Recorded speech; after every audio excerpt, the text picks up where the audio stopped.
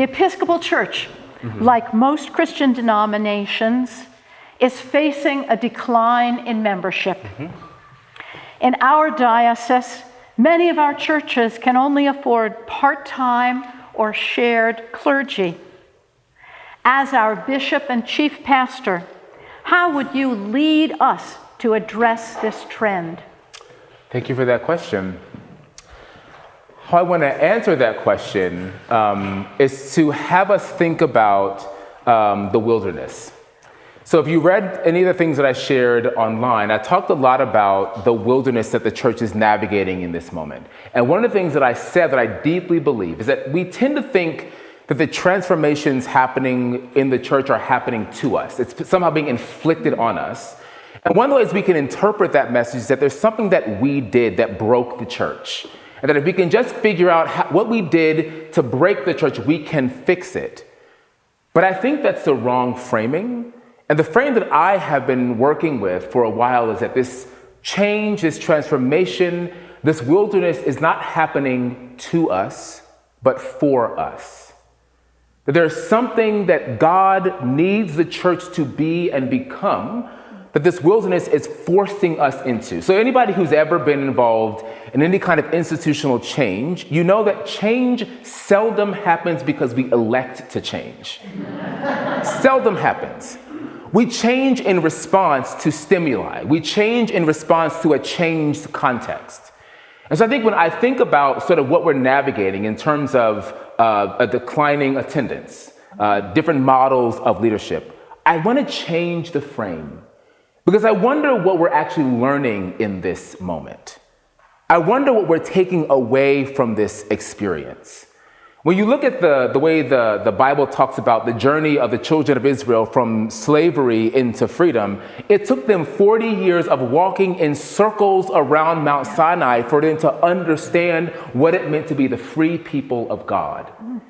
And so I think that there's something about this wilderness moment that God is asking us to become something else. We can keep resisting that, or we can begin asking God, make me open and available to the kind of church you want to make in me. Help me to honor what we're losing, right? But I learned something a while ago that helped me lean into this, and that is people do not fear change. People fear loss. People fear loss. They grieve loss.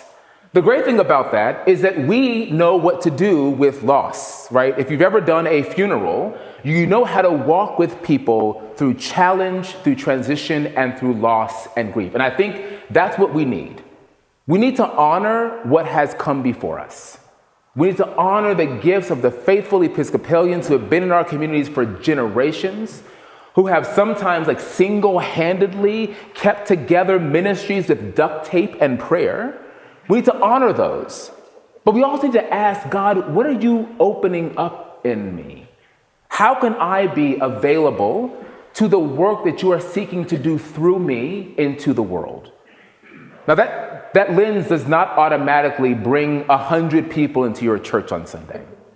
That lens does not necessarily change the balance sheet if you're on vestry and you're the treasurer. It doesn't change the challenges themselves. But it does change us. And I think that's what we're being asked to do, is to be transformed to become the kind of church that God needs us to be. Because when we look at the world around us, our world is in pain. Our world is struggling. Our world is hungry for people who can embody a way of being in the world that is actually good news. Yeah, that's my answer to that question. Well, thank you. Yeah. This is really rather remarkable that we found during the last session, and I'm finding again that answers are leading into the next question. Great. So I think you've led into the next question. Knowing the churches in the diocese range from red to blue to purple, what role do you believe the bishop and diocese play in fostering dialogues across differences?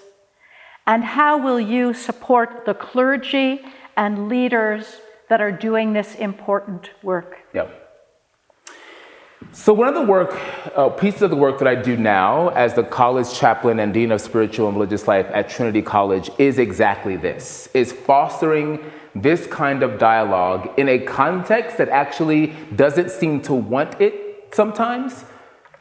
So it's important to sort of think about how we can embody what it means to be a different kind of community that seeks to create the space for us to learn from and be in relationship with one another. I shared in the other meeting downstairs my definition of the church. So I want to share it with you because this actually fits right into this question. When I think about what the church is a community of folks gathered by the power of the Spirit out of diversity into unity, not uniformity, gathered into unity, who seek to help us all understand the gifts that God has given each one of us so that we can make Christ visible in the world out there. Implicit in that definition is that we are diverse, that we are different, that we embody a different way of being community that doesn't say you are different from me and therefore you are a threat to me, but that immediately leans into difference with curiosity. I invite my students at Trinity College often. When we encounter difference, the temptation is to go into a judgmental place, right? You are different from me, you must be bad or a threat. That was helpful for our Neanderthal brains in evolution, when we had to quickly distinguish a saber-toothed tiger from a friend or foe, right? We had to quickly make a survival decision in our brains. But I think as we have stepped into diverse community, a community that is different with language and tradition and background and class, we need a different way of being. So going to judgment, while it might have helped us survive in Jurassic Park, it is not going to allow us to thrive where God is calling us to be. We have to be curious.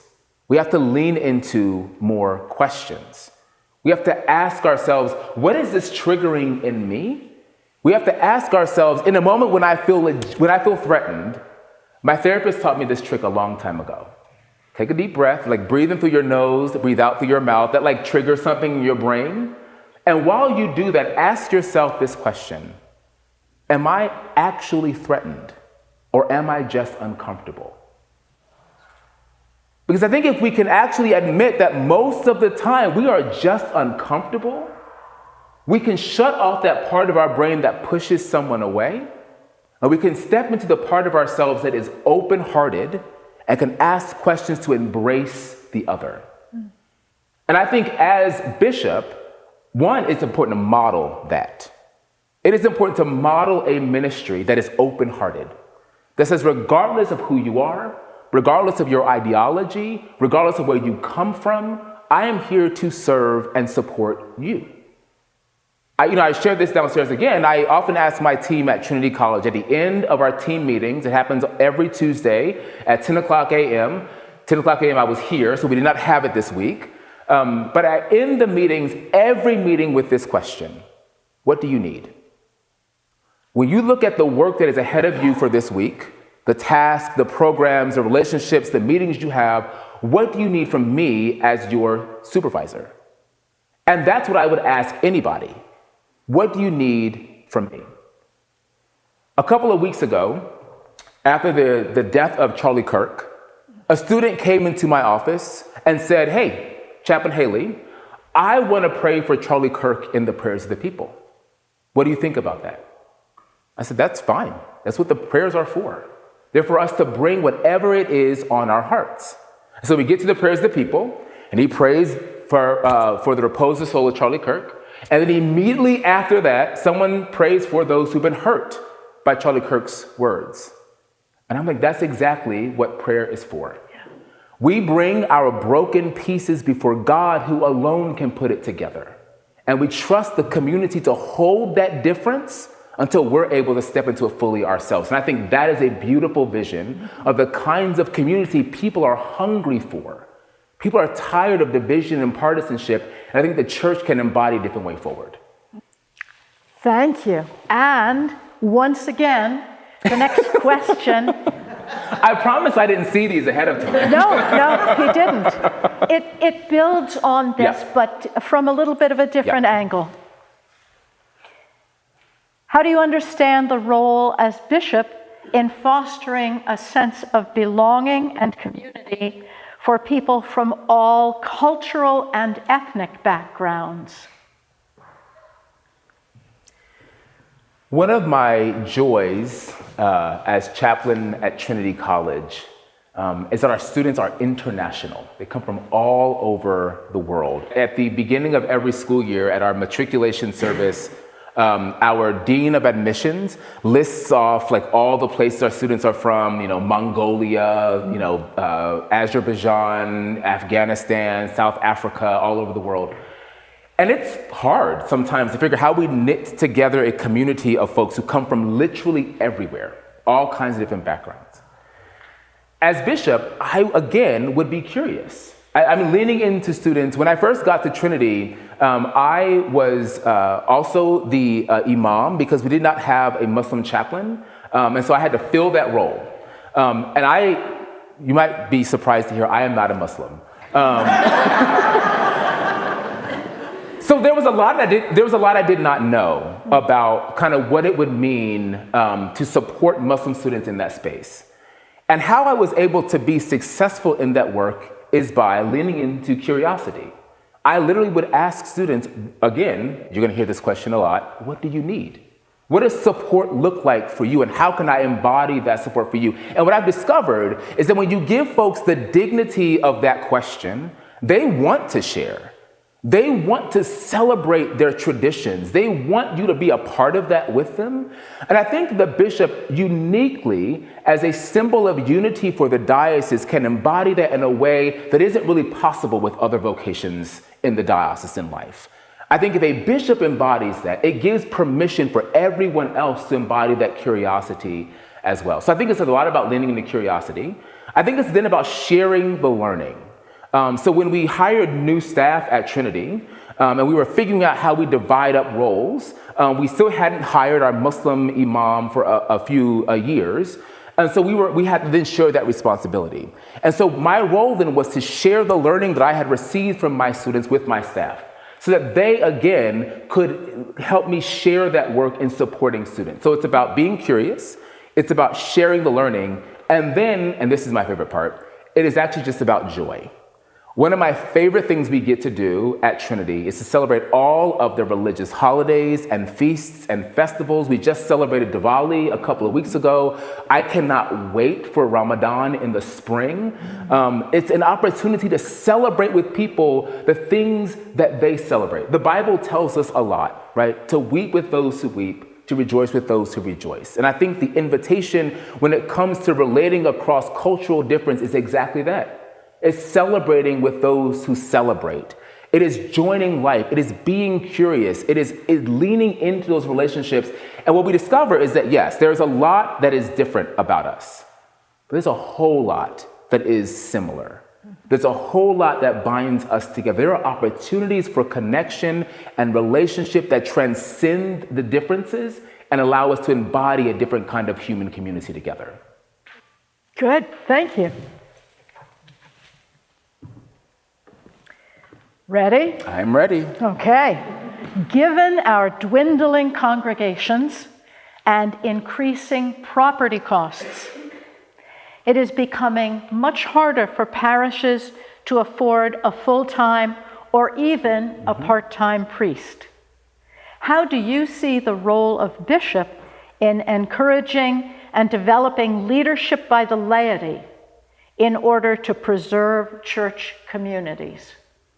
It's a great question. Can I offer a slightly different frame for the question? Yes, you certainly may. So one of the things that we have tended to do with the church and lay ministry is that we tend to think about lay ministry as like the emergency, like punch glass, press button when the thing is like on fire. And I want us to begin thinking about a different lens into lay ministry. That lay leaders in church are not what we do when we're in an emergency, but lay ministry is an authentic expression of the vocations that God has called God's people to. So the first thing I think we need to do as a diocese is to say, we're no longer going to think about lay ministry, lay leadership as the emergency button. We're going to begin thinking about this, that God has called all of God's people to an authentic vocation. How can we create the space where everybody gets to share in whatever vocation God has called them to? Maybe that is not a vocation that is inside the walls of the church. Our vocation is lived 100% of our lives, 24 hours a day outside the walls of the church. But if God has called someone to a unique vocation of worship, leading, of preaching in the church, I want to make sure that person has what they need to live that vocation authentically and fully. I want to make sure that we are allowing opportunities for training in lay preaching. I want to make sure that we are allowing opportunities for training in leading morning prayer and other liturgies that don't need a priest. So one of the things I love about being a college chaplain, I love being a college chaplain, it's great, is the opportunity to allow my students to step into roles that are appropriate for them. And my rule of thumb is this: if it doesn't need a priest to do it, I won't. I want students to step into those roles if they feel so called. I have a lot of great students who are willing to step into those spaces.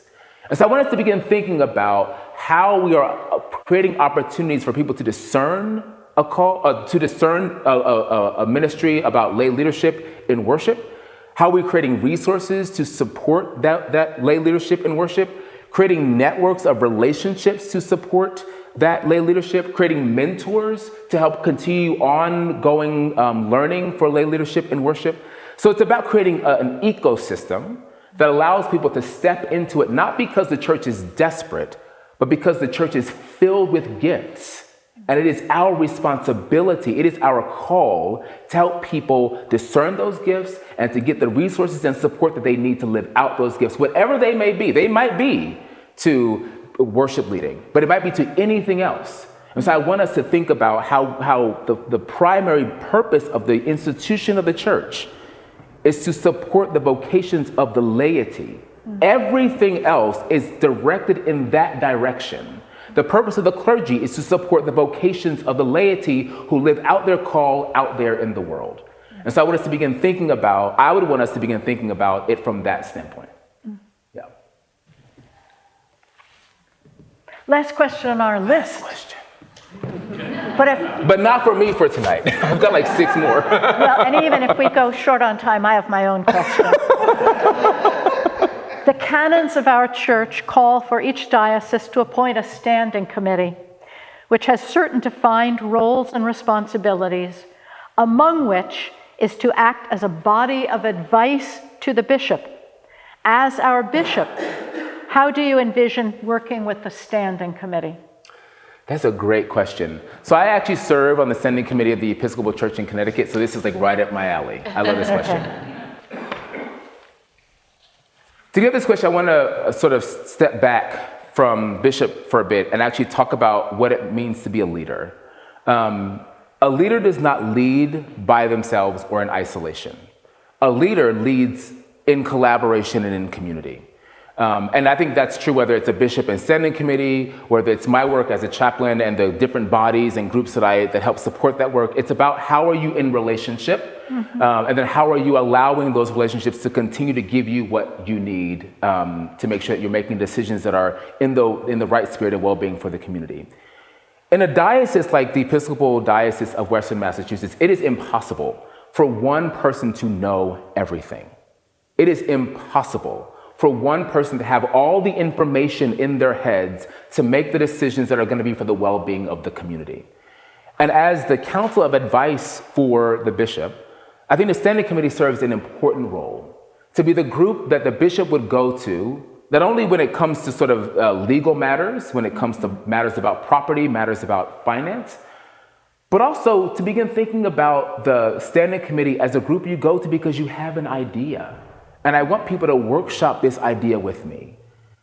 You know, I would want to begin thinking about a group of folks with whom the relationship is so important and so deep that they're reflective of the different parts of the diocese, that I would be able to bring an idea to them or bring a challenge or an opportunity to this group and say, what do you all think about this? And then allow the group to do some discernment among themselves in order to think about how we might move forward together. I think there are ways that the Standing Committee specifically, because the canons are so precise about the work, that it can become very manufactured. You approve that encumbrance, you approve that alienation, you approve that merger, you approve that. That's one way to think about the work. And you could leave those meetings and we did our jobs. But I would want us to think about how we can create a community that is a community of leaders in networks together. I don't even want to say a community of leaders around a leader, because I don't think about it in terms of concentric circles that way. I think about the bishop being a leader in a community of leaders, and the Standing Committee being a community that the bishop can go to and say, hey, I've got this idea, or this is a challenge, or I've come up against this, help me understand how to best sort through this as a community together. Because I can tell you, as somebody who's on the Standing Committee in Connecticut, there is incredible wisdom in that group. Incredible wisdom waiting to be tapped in order to address some of the challenges that we're facing as a church. And sometimes it just takes the right question in order to unlock that potential. Yeah. Thank you. Yeah, Thank you.